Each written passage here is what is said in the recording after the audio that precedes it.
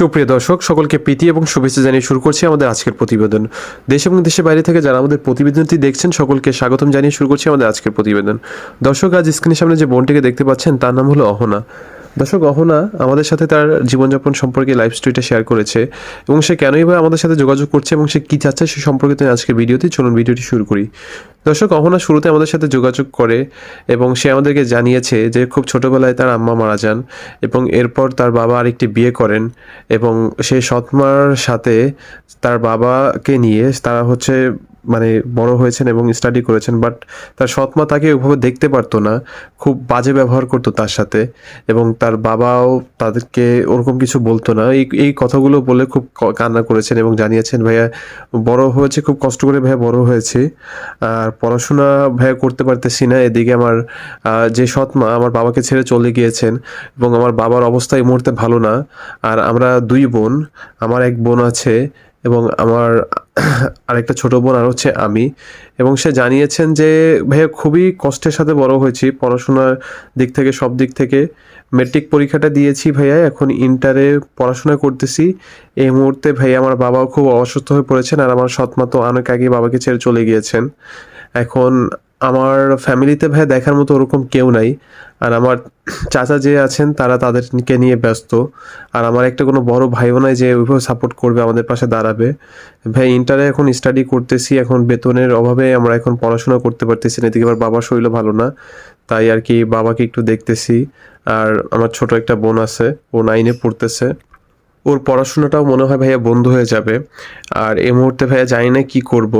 আপনার প্রতিবেদন দেখেছি ভাইয়া, খুব ভালো লাগে, তাই ওইখান থেকে আপনার নাম্বারটি নিয়ে আপনার সাথে যোগাযোগ করলাম। দর্শক, মূলত সে আমাদেরকে বোঝাতে চেয়েছিল এই বিষয়টি যে তার আম্মা তো ছোটোবেলাতেই মারা গেলেন, এরপর থেকে সে তার আরেকটা বিয়ে করে তার বাবা, দেন তার সৎমায়ের কাছে বড় হচ্ছিল, সৎমায়ের ব্যবহার অতটা ভালো ছিল না। এরপর তার সৎমা তার বাবাকে ছেড়ে চলে যায় এবং এই মুহূর্তে প্রীতি এসএসসি পরীক্ষা দিয়েছে এবং ইন্টার পড়াশোনা করছে, তার বাবার শরীরটা এই মুহূর্তে ভালো না। আর সে আমাদের প্রতিবেদন দেখে এরপর আমাদেরকে জানিয়েছে যে ভাই আপনার প্রতিবেদন দেখি এখন চাচ্ছিলাম যে ভাইয়া যদি এরকম ভালো কোনো একজন মানুষ আসে লাইফে যে মানে আমার পাশে থাকতে চায়, আমাকে স্টাডি করাবে, আমার বাবাকে একটু সাপোর্ট করবে, এরকম যদি ভালো কোনো মানুষ আসে তাহলে ভাইয়া আপনাদের মাধ্যমে যদি পসিবল হয় ভাইয়া আপনারা ভালো বুঝে শুনে যদি দেন তাহলে ভাইয়া অবশ্য বিয়ে করতে চাচ্ছি। মূলত সে চাচ্ছে পড়াশোনা করতে, তার বাবার পাশে একটু এরকম সাপোর্ট দিক এরকম একজন মানুষ, আর তার লাইফ পার্টনার হিসেবে এরকম একজনকে চাচ্ছে যে তার ফ্যামিলিটাকে একটু দেখবে এবং তাকে একটু দেখবে। তার মূল কথা এবং ধারাভাষ্য দ্বারা সে এটাই বুঝলো যে সে পড়াশোনা করতে চায় এবং ভালো একটা জীবনসঙ্গী চায় এবং এরকম একটা মানুষ যে তার ফ্যামিলির পাশেও দাঁড়াবে। সো দর্শক, আশা করি আপনাদেরকে এই বিষয়টা আমি ক্লিয়ার করতে পারছি। আর যদি কারো বুঝতে কোনো বিষয়টা একটু হয়ে থাকে আমাদেরকে কমেন্ট করবেন, আমরা চেষ্টা করবো বিস্তারিত, বা আমাদের হোয়াটসঅ্যাপে আমাদের সাথে যোগাযোগ করবেন ডিটেলসটা একটু বলার জন্য। এবং প্রীতিকে বললাম যে আপনি কি বিয়ে করতে চাচ্ছেন নাকি আপনি জাস্ট আপনার বাবার এই অবস্থা এর জন্য আর কি ফোর্স হয়ে এখন করতে চাচ্ছেন। তখন সে বলল যে ভাইয়া মেয়ে মানুষ যেহেতু হয়েছে আজকে না হয় কালকে একজনের সংসার করতেই হবে, তো এজন্য আর কি ভাইয়া আর কি সব কিছু চিন্তা করে আর কি ভাইয়া আর কি এই সিদ্ধান্তটি নেওয়া। সে অত্যন্ত গুছিয়ে এবং ভালো করে কথা বলেছে, সো খুবই ভালো লেগেছে।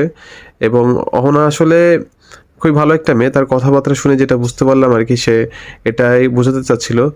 তার পুরো নাম হলো অহনা ইসলাম ইতি। সো আশা করি আপনারা ক্লিয়ার হয়ে বিষয়টা বুঝতে পেরেছেন। তার নামটাই হচ্ছে অহনা ইসলাম ইতি এবং তার ডাক নাম হচ্ছে অহনা। এবং দর্শক, সে আমাদেরকে তার বিস্তারিত বিষয়গুলো বললে এবং সে বিয়ে করতে চাচ্ছে, তার ফ্যামিলি কন্ডিশন সব কিছু সে চিন্তা করে। কেউ যদি তার সাথে যোগাযোগ করতে চান করতে চান তাকে বলেছি যে আপনার নাম্বারটি আমরা দিয়ে দিব।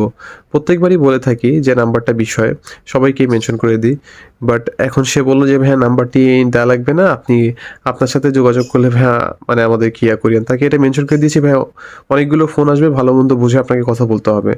তখন সে বললো যে ভাই আমার নাম্বারটা দিয়েন না, আপনি কাইন্ডলি আপনার নাম্বারটি দিয়ে আপনারা একটু যোগাযোগ করে যাকে ভালো মনে হবে আমাদের সাথে অবশ্যই ভাই যোগাযোগ করাবেন। সো এইভাবে পারিবারিক মাধ্যমে ভাই যেটা হয় ওইভাবে হবে। যাক, অত্যন্ত মানে ভালোভাবে কথা বলেছে, গুছিয়ে কথা বলেছে, যেটা খুবই ভালো লেগেছে। যারা আগ্রহী আছেন যে কারো হয়তো বা ভালো লাগতে পারে ওনাকে, সো অবশ্যই যোগাযোগ করবেন এবং কমেন্টে একটু আপনার ব্যাপারে ডিটেলসে জানাবেন এবং অবশ্যই আপনার একটু ডিটেলসে বিস্তারিত একটুভাবে একটু দিলে হবে। আর আমাদের হোয়াটসঅ্যাপ নাম্বারটা অনেকে আছে আমাদের সাথে বিগত ভিডিওতে দেওয়া আছে, ওখান থেকে যোগাযোগ করবেন, তা নাহলে এই ডিসক্রিপশনে চেষ্টা করবো দেওয়ার জন্য। এবং অবশ্যই হিউজ পেন্ডিং আছে, এখনও আপনাদেরকে কিছু ফিডব্যাক করা হয়নি, একটু সময় দিবেন, সবাইকে আস্তে আস্তে রিপ্লাই করা হবে। আজকের ভিডিওতে এখানেই শেষ করছি দর্শক, জানি না কেমন লেগেছে, আর আশা করি তার পাশে অবশ্যই একটু হলেও দাঁড়ানোর চেষ্টা করবেন। তো সবাই ভালো থাকবেন, সুস্থ থাকবেন। আজকের মতো ভিডিওটি এখানে শেষ করছি। দিন শেষে একটি হলেও ভালো কাজ করার চেষ্টা করবেন, আর এটাই দর্শক আর কি, ভালো কাজের ফল আজকে না হয় কালকে একদিন পাবেন। সবাই ভালো থাকবেন। আসসালামু আলাইকুম রহমতুল্লাহি ওয়া বারাকাতুহু।